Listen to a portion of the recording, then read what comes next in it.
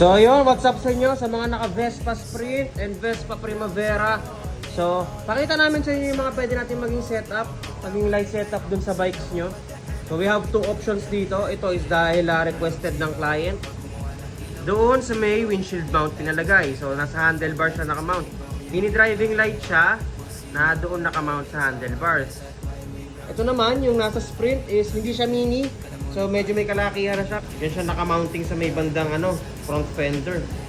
So ito, pakita namin sa inyo ng close up yung mga mounting options para kung sakaling gusto niyo rin magpa-setup.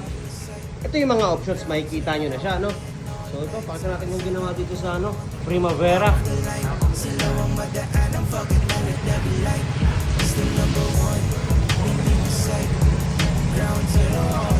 Ito naman yung sa Sprint.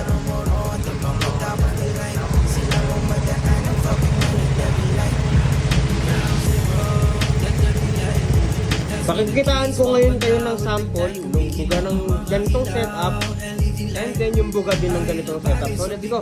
Unahin natin yung ganito, yung single head.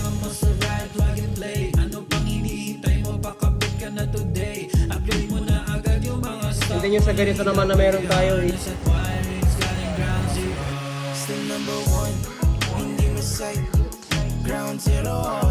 tapos both setups nga pala, ginawa natin is na custom integrated control siya.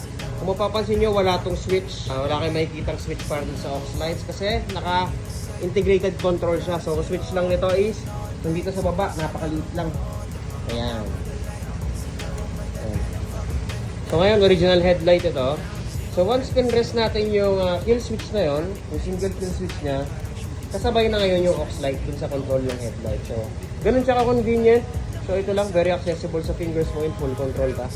So pag ayaw naman gamitin yung aux lights, yan, pwedeng i-off, back to original ulit yan. Yun. Ganun din yung ginawa natin dito sa Sprint.